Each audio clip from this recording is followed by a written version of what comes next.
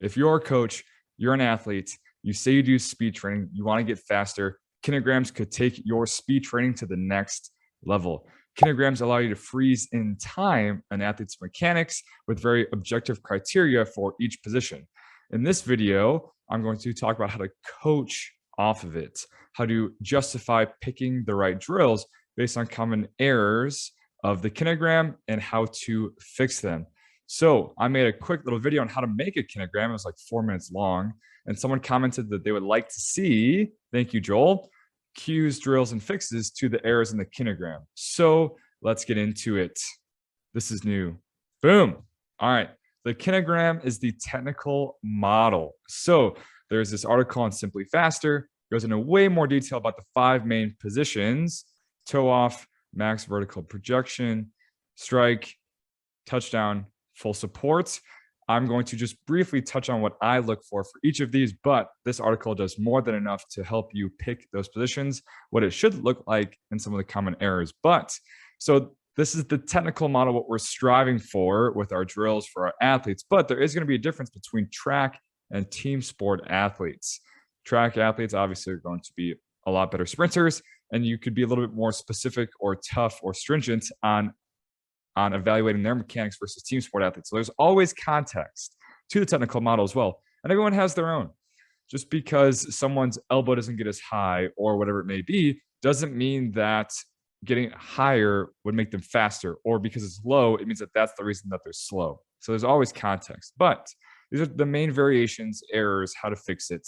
So the kinogram for this is top speed, max velocity running, which is a little trickier to deal with, as opposed to something like acceleration where you can do a lot more resistance and stuff like that. So there's always context, not only sprinting, but what type of sprinting are we doing?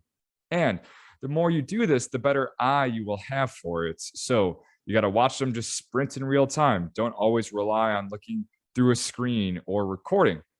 Watch it in slow motion. Take the video in slow motion, but then watch it in real time, and not real time, full speed at slow motion. Is that what I'm trying to say? And then also do it freeze frame like a kinogram. So the context and concepts behind this.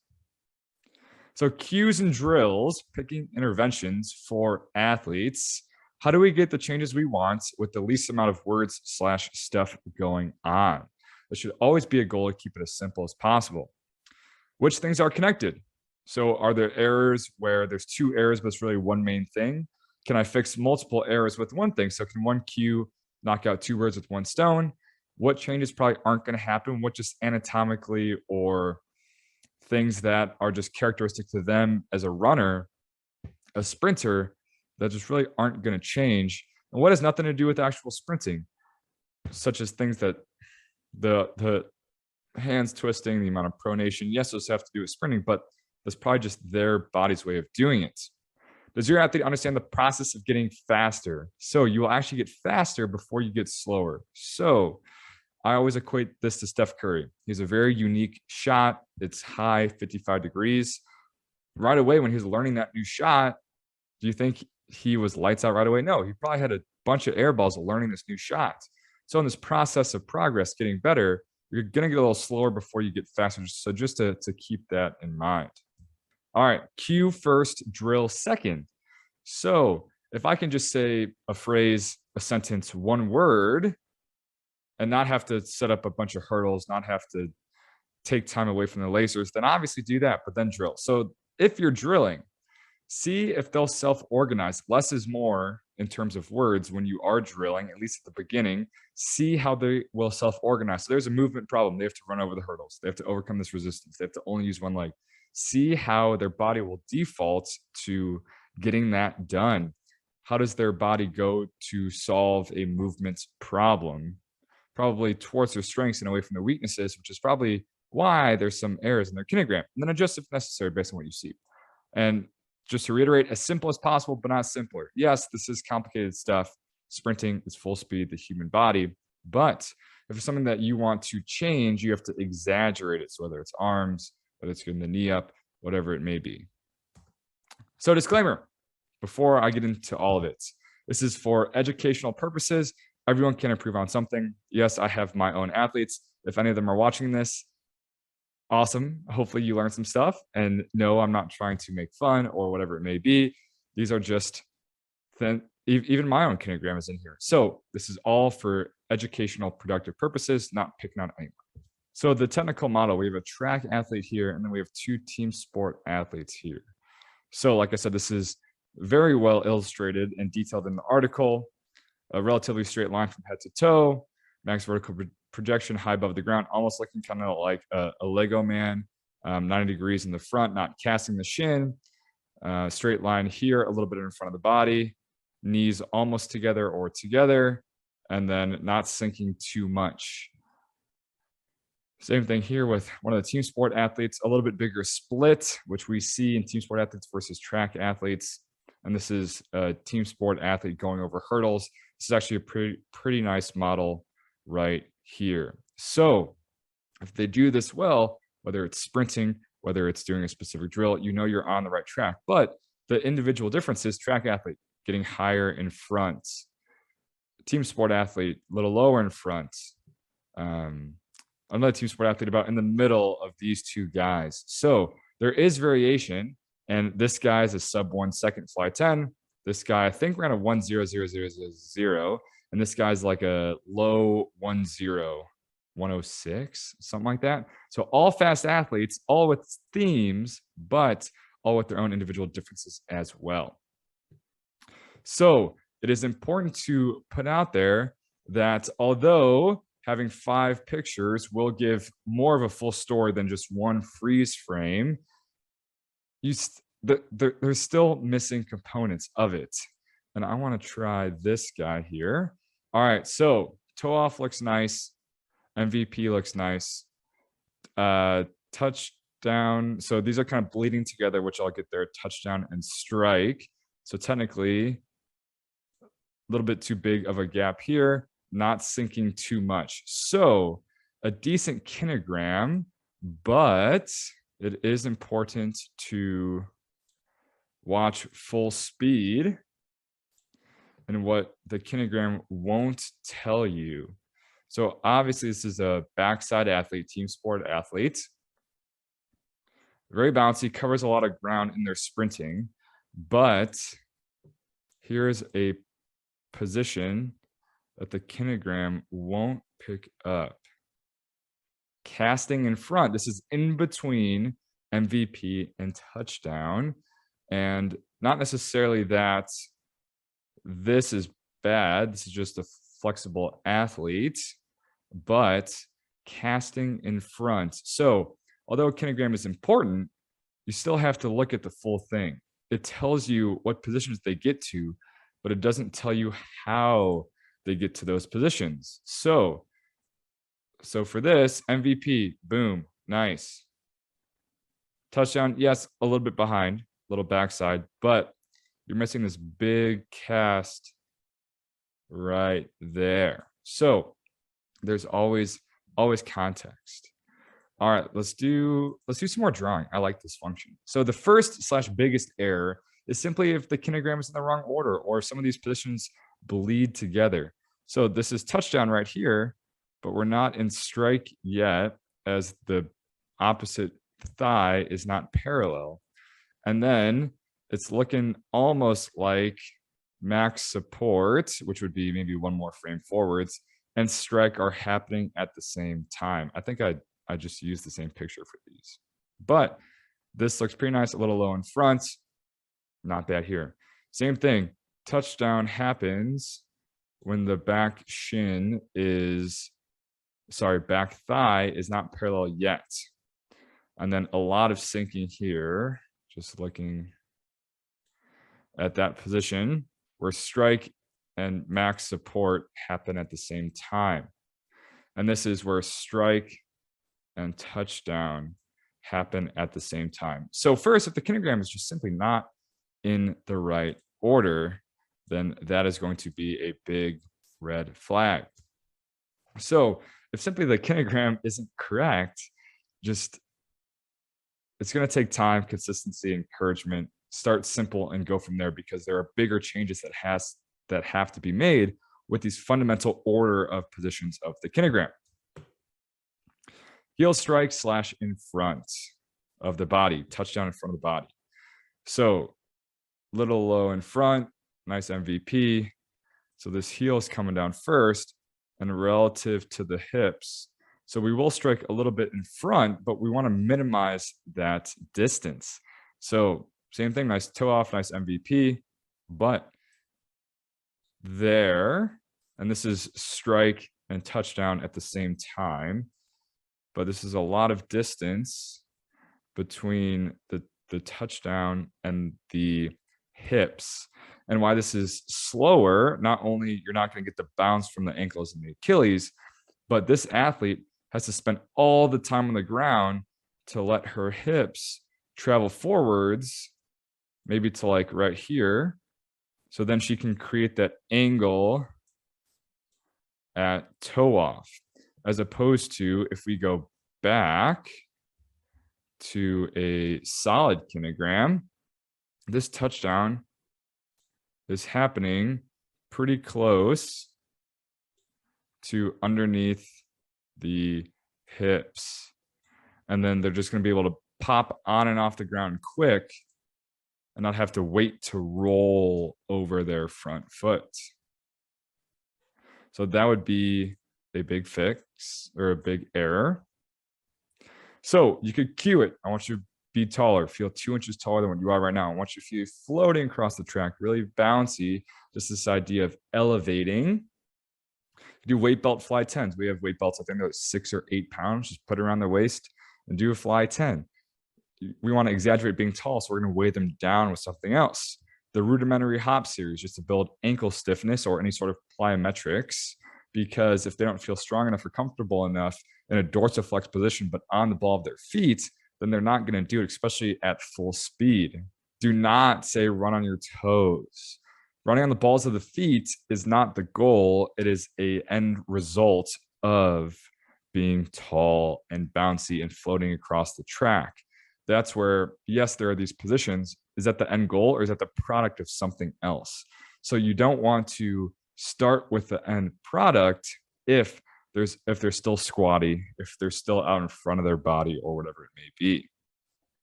So here are some drills. So this is like ankle dribbles. This is by ALTIS. So coming up in front and down, lifting with the knee and the toe. You basically have to strike under your body on the ball of your foot. So let's see if we can get a nice. So let's look at the athlete in the middle. They're coming down and striking right underneath their body, just being really bouncy. Okay. And then you can do like a knee dribble to sprint. So we're going slow for 5 yards, just doing the knee dribbles, exaggerating that and trying to keep that form while they add in the speed. So the dribble series does not always come as simple as it may seem. This is a college soccer player. First day. Very stiff, very casty, big in front, but a little bit too much. And this was after a few weeks. I think that was either the ankle or the calf dribble. I think that was a knee dribble. But the dribble series is harder than it sounds to do it really well, and it does take time, but awesome for teaching that. Let's look at how she's striking the ground. Boom, ball to foot right underneath her hips. So you got to slow it down first, build it into a sprint, and then hopefully you'll get the changes you want. All right, next, excessive sinking / posture. This is mainly going to be touchdown / full support. So just not being able to be stiff, being able to generate that tension relatively fast. So this is going to be strengthen the lower leg. Because it happens so fast, they need more time to create that stiffness. So they're going to sink and stay on the ground longer. So this is one of those things where it's all connected, heel strike in front. They have to give themselves time to roll to the front of their foot, right? So there's this distance, but then they have to wait until they're this far in front to push off the ground. So they have to travel this distance to roll and let their hips come forwards. So this error will look kind of like a roller coaster. Their hips or their head will be kind of going up and down relative to the track because they're pushing off and then they're sinking, they're pushing off and then they're sinking. So to fix this, same thing, 2 inches taller, tall, floating across the track, bouncy, weight belt, fly 10s. How are we going to exaggerate trying to be tall and not sinking? So drills that I really like is the straight leg bound. I think this is straight leg bound, a sprint. So leg straight and then turn that into a sprint. So it's very tough to bound with straight legs hitting in front of you and on your heels, as some of these athletes are doing. And be in front of yourself and be really bouncy and effective doing that. So I really like straight leg bounce to teach this, where it almost self-organizes. Not only can I give a cue and not a drill, but can I give a drill and not a cue? Legs straight, try to go 10 yards, smallest number of steps possible. Go. Next, lack of front side. So this is kind of a double-edged sword. So in a perfect world, we always say 90 degrees of the hips, hip flexion. But even if you end up a little bit lower, that's still a pretty nice position. But for this, for example, I want to make a note of the elbow position relative to the body because everything is equal and opposite, right? So the hands, let's go back to my laser pointer.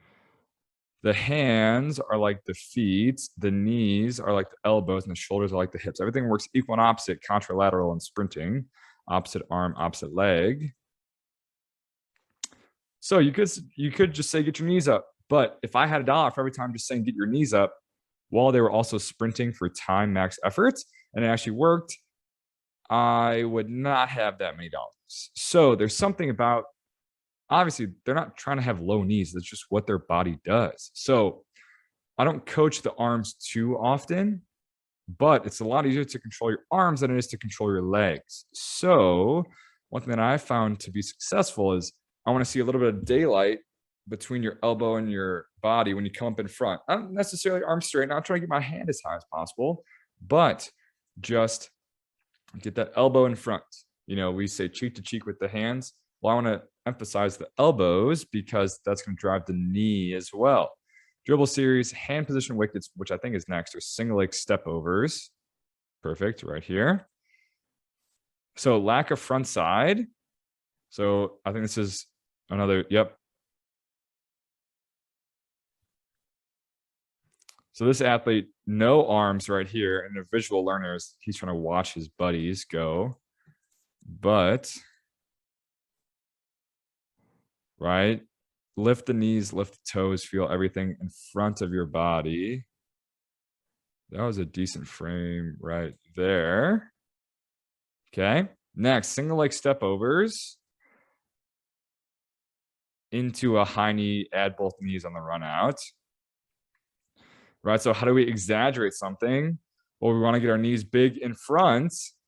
Well, let's exaggerate it by only doing one leg at a time, really just simplifying it, being really bouncy, lifting in front. You got to get the toe over the hurdle. So I like the single leg hurdle step over series. Hand position wickets. So this is something that you can be creative. It's fun. Running through hurdles, hands on hips, hands on shoulders, arms across chest, hands up like a roller coaster, because if the arms and legs work equal and opposite and I take away some of that arm power or just momentum from the arms, well, then you have to have really nice leg mechanics, leg positions to maximize your force application, hit the ground, it hits you back with that zero extra arm energy and momentum. So next, casting, yours truly, ya boy. So my MVP, in a perfect world, an MVP would look kind of like a Lego man, like 90 degrees, 90 degrees. So I'm kind of low in front. The angle of the shin is definitely not vertical and kind of lagging behind. But I do figure it out at touchdown, maybe because I'm a speed coach and I demonstrate the ankle dribble series, single leg step overs like 4 times a day for a living. So here's a decent front side position, not all the way up, but some daylight between the elbows. So see how this stuff's all connected. It's not, there's only one error, or there's only one drill, or there's only one cue. One drill can solve a lot of your issues. So then consequently, if I can only pick one drill and fixes multiple things, saying the least amount of words possible, that's a lot of bang for your buck. So you got to know what's connected, what goes together, what drills can solve what. You can change the focus of the drills to exaggerate certain things. So just how this is all kind of coming together. So casting a little bit, but I'm very high off the ground. My strike looks pretty solid.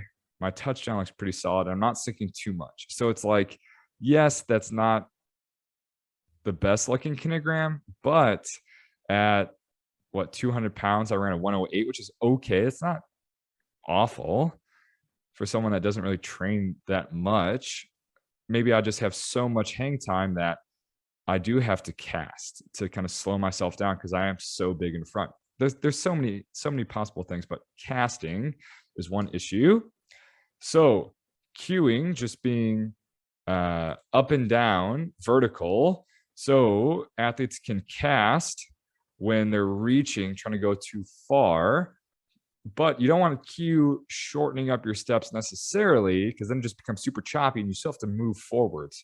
They're just a little bit more, if you have moving forwards on this side, moving really fast, like number of steps, we want to keep them moving forwards, but just a little bit more fast steppy, if that makes sense. So cueing up and down, right? When you're going on the track, knee up, foot down, knee up, foot down, knee up, foot down, not reaching and going for distance, or just vertical, up, down, up, down, up, down, up, down.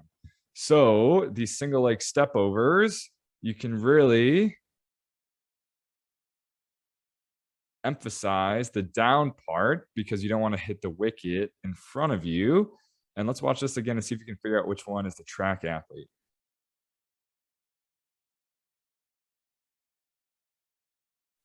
You have to get big in front to go over the hurdles. You got to lift your knees and your toes, but you can't cast in front because you'll hit the hurdle. And you got to hit the ground on the ball of your foot relatively underneath yourself to bounce. Look at that. Boom. It was this girl, by the way. I'll get my laser pointer back. It was this girl, by the way, who's the track athlete. So this covers a lot of things, but it's a relatively slower drill. So turning this 5 hurdles into a high knee run out, whatever it may be. Excessive backside. So this is going to be the kryptonite of all team sport athletes.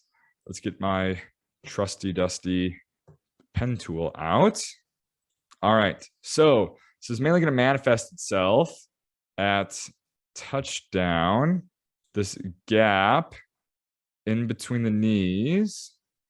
And this is probably going to be a big error when the order of the kinogram is out of sync. So touchdown happens before strike.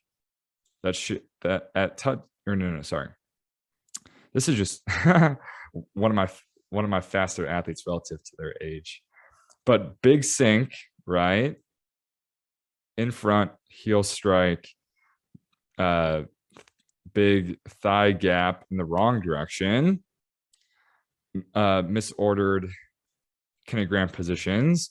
This is the athlete from earlier, and not necessarily that I'm too concerned about this in the back. That might be a little bit too plantar flexed, but if an athlete is a little bit more flexible, then their knee is going to be able to flex and bend, and their foot will be able to compress and do that. But excessive backside is mainly going to be this gap. Their back foot is lagging behind. And how how is an athlete going to combat that? They're going to strike the ground a little bit in front, so they have more time to get their leg through, as opposed to if your leg is on time, then you don't have to spend more time on the ground to travel forwards. So if someone's backside, this switching action, or one leg up, one leg down like that, they just have to get better at that. So you can cue, just whip your toe through, whip your knee through. If I chopped you in half, front and back, I want to feel everything in front of your body. Switching drills, this is an A switch skip. Contrary to a regular A skip, where both feet are on the ground, you actually jump and switch your knees in the air. So jump, so chop, jump, so chop. So as we can see, if we freeze frame this, or we go like one frame at a time,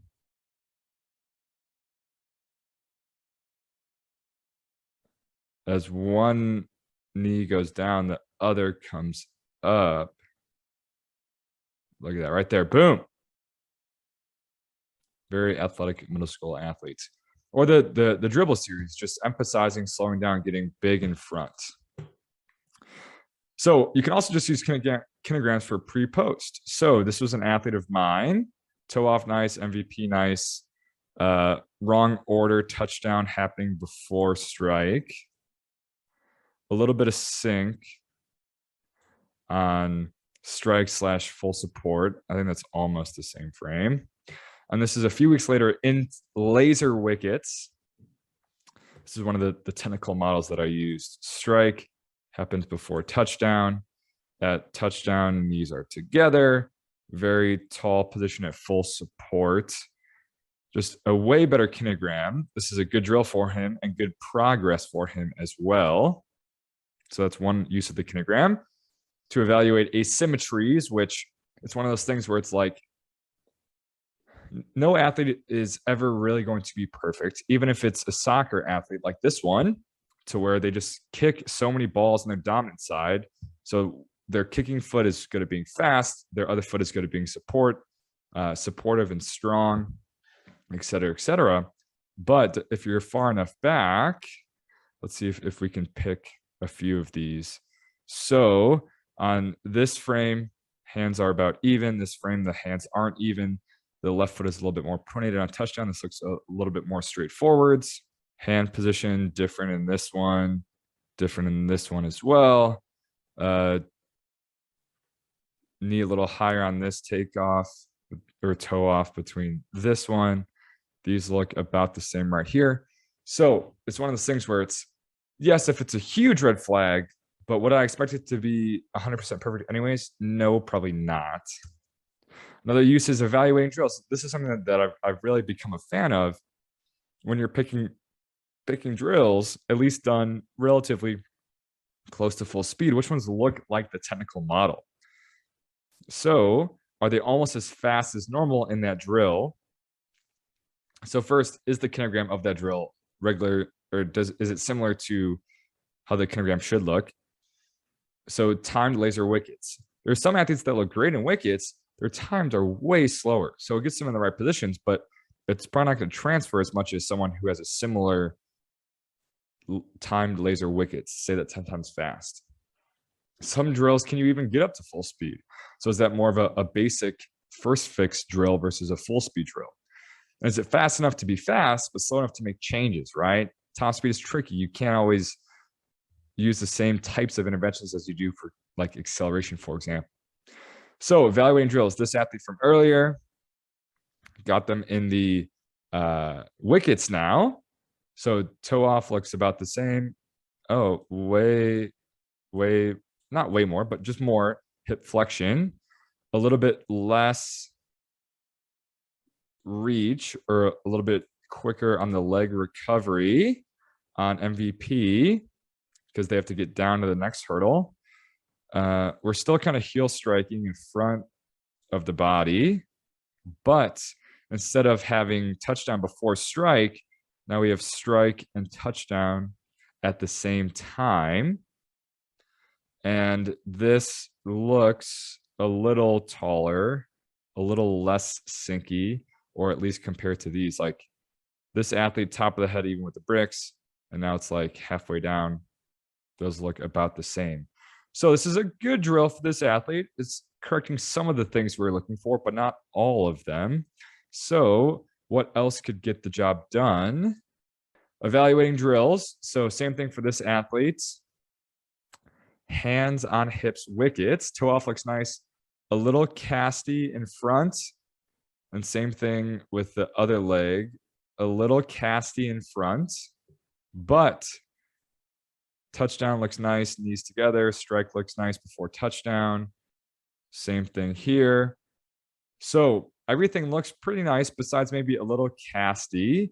So maybe, I think these were 6 feet wickets. Maybe I'll do a quarter step, so 5.75 feet or 5.5 feet, and see if she can get her knees up as high. This looks really, really nice right here. Not cast as much, but keep all these other things the same. So a decent drill for like hands on hips wickets for this athlete. So on this one, this is a basketball player. I think this was our first time ever doing wickets. And this kinogram looks super nice. Huge in front. MVP looks good. A little bit of daylight for a team sport athlete, not bad.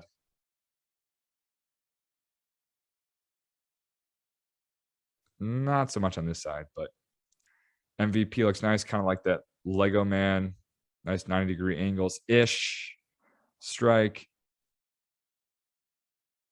Right there. Pretty good. Pretty good. But if I had the video of this in real time, it looked like slow motion. Or I think this athlete said that they ran that at like 70% effort. So the pictures, 5 pictures tell more than one, but 5 pictures don't tell as much as the real thing, which makes sense. But just to reiterate. So this athlete, I wish I saved the video before this, because this athlete was doing 5-foot spacing, and it was reachy, it was casty, and I just moved it to 4.5, and it turned out, boom, this kinogram right here. Strike, ball of the foot barely in front of the body, knees together, not sinky at all. So that's where there was something that was wrong about 5.5 feet. And then I just said, you know what, we'll just try 4.5. It was a little reachy, a little jumpy, and boom. This athlete, a little bit of error, could be a little higher. Decent MVP. Strike and touchdown are together, but relatively stiff. So these are laser wickets, and their time was very similar to their regular flight time. So a good drill for this athlete is hitting most of the boxes. There's so many things that could overlap. And on this slide, I didn't retype everything. Someone's a heel striker, got to get stiffer ankles, cue being taller, do plyometrics. If they're casting, cueing up and down, maybe shorter wickets, which is kind of a double-edged sword, because then are the knees not getting up as high, et cetera, et cetera. Single leg step overs, someone's backside doing wickets, dribble series, lack of front side, kind of both go together, cueing elbows in front. You can put drills together. So this is a very light resisted. I think this was like 5 kilograms. Just doing the single leg step overs, emphasizing the right leg. So you see how the left leg's not really doing much. But if we look,